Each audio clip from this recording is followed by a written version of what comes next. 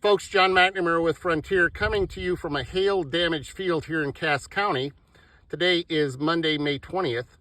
This storm occurred roughly 18 hours ago, and as you can see, these soybeans have been physically injured. Normally, a question that we have is that will they make it? Is the stand viable?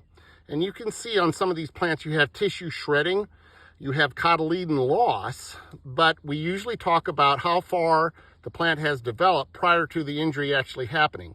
In this case, the soybeans were old enough in that the trifoliate leaves, the first trifoliate leaves had unfurled, and at that point the plant can tolerate a lot of injury.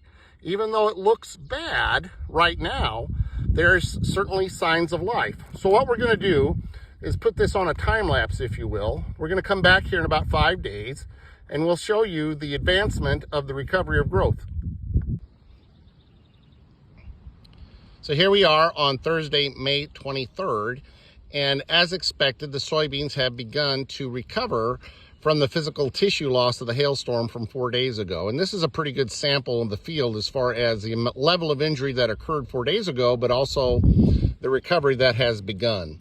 So if we kind of look at these three plants in general, this one really wasn't affected by the storm much. You can see the cotyledon was sheared off, but we also have, here's a unifoliate node.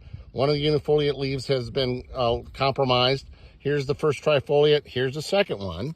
If we look next door to the plant that is immediately to its left, if I peel that cotyledon back, you can see that apical bud beginning to form.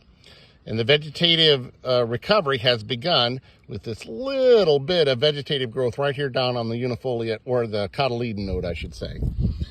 We go to this next one that looks even worse. However, if we dig into this, you can see some of those leaves beginning to form and regrow.